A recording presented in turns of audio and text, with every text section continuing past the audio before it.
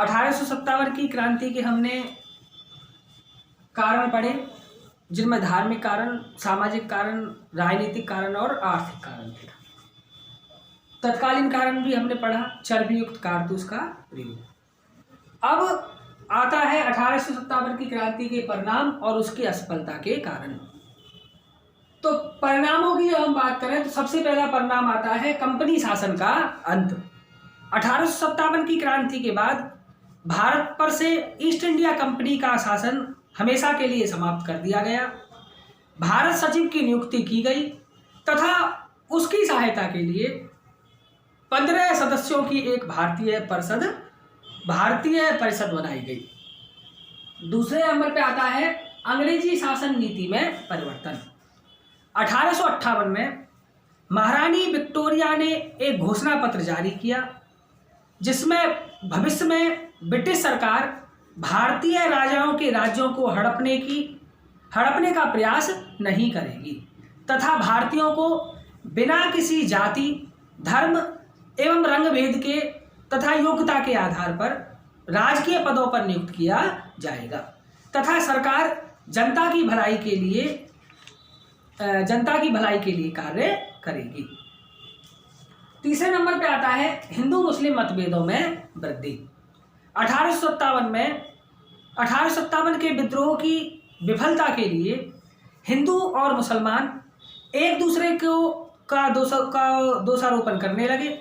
मुसलमानों ने क्रांति में हिंदुओं से अधिक उत्साह दिखाया, इसलिए अंग्रेजों ने मुसलमानों के प्रति कठोर रुख अपनाया था, जिससे हिंदुओं तथा मुसलमानों के बीच मतभेद उत्पन्न हो गए। हम पढ़ रहे हैं परिणामों में सबसे पहला कंपनी शासन का अंत, दूसरे नंबर पे अंग्रेजी शासन नीति में परिवर्तन, तीसरे नंबर पे हिंदू मुस्लिम मतभेदों में वृद्धि, चौथे नंबर पे आता है राष्ट्रवाद को प्रोत्साहन। 1857 की क्रांति ने भारतीय राष्ट्रवाद को प्रोत्साहन दिया। इस क्रांति ने भारतीयों में राष्ट्रीय भावना का प्रचार प्रसार किया और उन्हें एकता तथा संगठन का पाठ पढ़ाया। नाना साहब, झांसी की रानी लक्ष्मीबाई, बहादुर शाह जफर, तात्या टोपे, कुंवर सिंह आदि के त्याग एवं बलिदान से भारतीयों को प्रेरणा मिली और उनमें देशभक्ति, साहस आदि का संचार हुआ। इसके बाद आता है फूट डालो और शासन करो की नीति।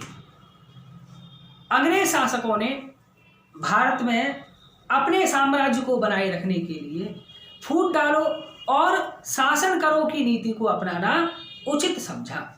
अतः उन्होंने हिंदू तथा मुसलमानों में फूट डालने का प्रयास किया।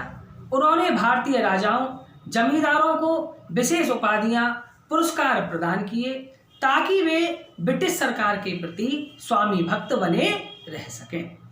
तो फूट डालो और शासन करो की नीति ये तभी से ही प्रभावी हुई। इसके बाद आता है मुगल शासन का अंत।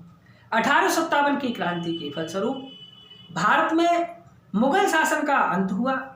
मुगल सम्राट बहादुर शाह जफर को बंदी बनाकर के रंगून भेज दिया गया और जहां 1862 में उनकी मृत्यु हो गई। उनकी मृत्यु के साथ ही भारत पर मुगलों के शासन का वैधानिक एवं व्यवहारिक रूप से अंत हो गया। और अंत में आता है भारतीयों को लाभ। 1857 की क्रांति ने भारतीयों को कई प्रकार से लाभान्वित भी किया। विद्रोहों के दमन के पश्चात सरकार का ध्यान देश की आंतरिक दशा को सुधारने के लिए उन्मुख हुआ। भारत के इतिहास में यहीं से ही वैधानिक विकास का सूत्रपात हुआ और धीरे धीरे भारतीयों को अपने देश के शासन में भाग लेने का अधिकार भी मिल गया।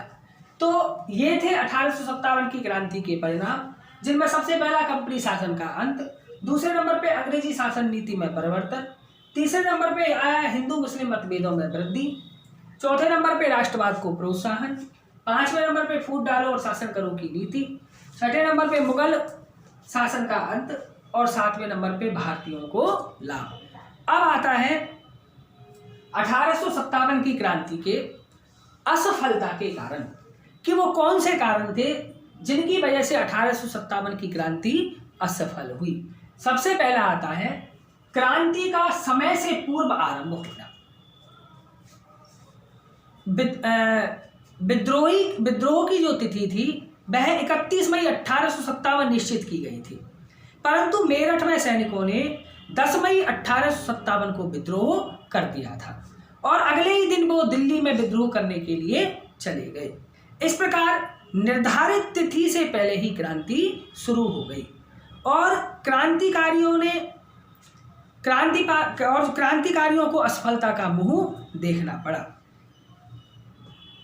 तो ये जो क्रांति थी यह अपने निश्चित समय से पूर्व हुई।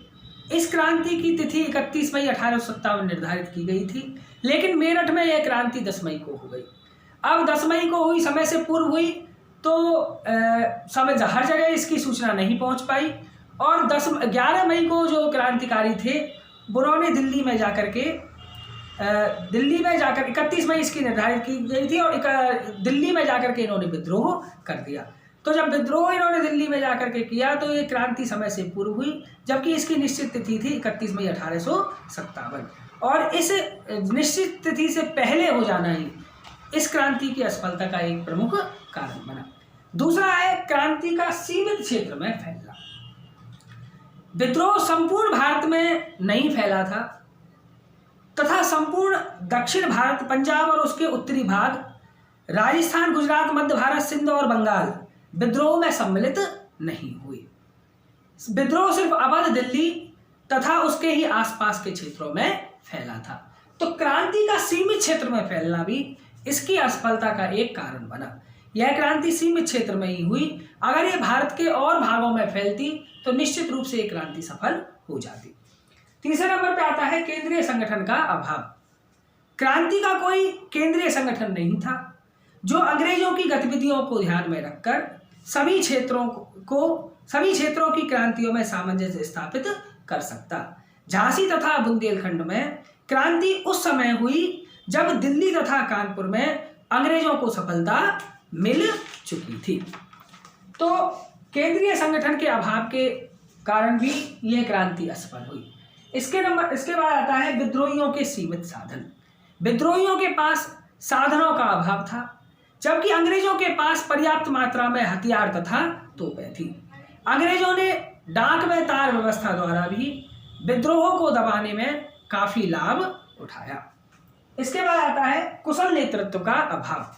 विद्रोहियों में कुशल योग्य नेताओं का अभाव था।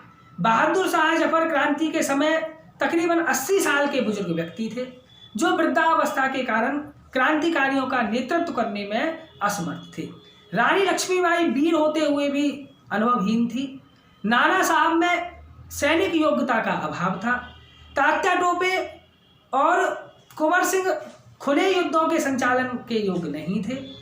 इसके अलावा विद्रोहियों का सैनिक संगठन भी दोषपूर्ण था। इसके बाद आता है असफलता के कारणों में भारतीय नरेशों द्वारा अंग्रेजों की सहायता करना। विद्रोहियों के सम्मुख विदेशी विरोधी भावना के अतिरिक्त अन्य कोई समान उद्देश्य नहीं था। मुसलमान जहां मुगल सम्राट की सत्ता पुनः स्थापित करना चाहते थे, वहां हिंदू नाना साहब और लक्ष्मीबाई के नेतृत्व में हिंदू सर्वोच्चता की पुनर्स्थापना करना चाहते थे। नाना साहब अपनी पेंशन बंद हो जाने के कारण असंतुष्ट थे, वहीं रानी लक्ष्मीबाई अपने राज्य के छिन जाने से अंग्रेजों से नाराज थी। अतः क्रांतिकारियों के जो उद्देश्य थे वह अलग अलग थे। और इधर भारतीय नरेशों द्वारा अंग्रेजों की सहायता करना। 1857 की क्रांति में अनेक भारतीय राजाओं ने अंग्रेजों का साथ दिया, जो हमारा पॉइंट है कुशल नेतृत्व का अभाव। उसके बाद भारतीय नरेशों द्वारा अंग्रेजों की सहायता करना कि भाई 1857 की क्रांति में अनेक भारतीय राजाओं ने अंग्रेजों का साथ दिया। सिंधिया तथा हैदराबाद के निजाम अंग्रेजों के समर्थक बने रहे। इसके साथ ही राजस्थान के अधिकांश राजाओं ने भी अंग्रेजों की सहायता की। इसका हम एक पॉइंट हमने छोड़ दिया। एक पॉइंट इसका ये है कि भाई ठोस उद्देश्य का अभाव। जिन क्रांतिकारियों ने इस क्रांति में भाग लिया, जिनमें विद्रोहियों के सम्मुख विदेशी विरोधी भावना के अतिरिक्त अन्य कोई समान उद्देश्य नहीं था। मुसलमान जहां मुगल सम्राट की सत्ता की पुनर्स्थापना करना चाहते थे, वहीं हिंदू नाना साहब और लक्ष्मीबाई के नेतृत्व में हिंदू सर्वोच्चता की पुनर्स्थापना करना चाहते थे। नाना साहब अपनी पेंशन बंद हो जाने के कारण असंतुष्ट थे। वहीं रानी लक्ष्मीबाई अपने राज्य के छिन जाने से अंग्रेजों से नाराज थी। अतः क्रांतिकारियों के जो उद्देश्य थे वो सबके अलग अलग थे। तो ये सब इस क्रांति की असफलता के कारण बने। तो इस वीडियो में हमने पढ़ा 1857 की क्रांति के परिणाम और उसकी असफलता के कारण। असफलता के कारणों में क्रांति का समय से पूर्व आरंभ होना, क्रांति का सीमित क्षेत्र में फैलना, केंद्रीय संगठन का अभाव, विद्रोहियों के सीमित साधन, कुशल नेतृत्व का अभाव तथा भारतीय नरेशों द्वारा अंग्रेजों की सहायता करना। तो ये 1857 की क्रांति।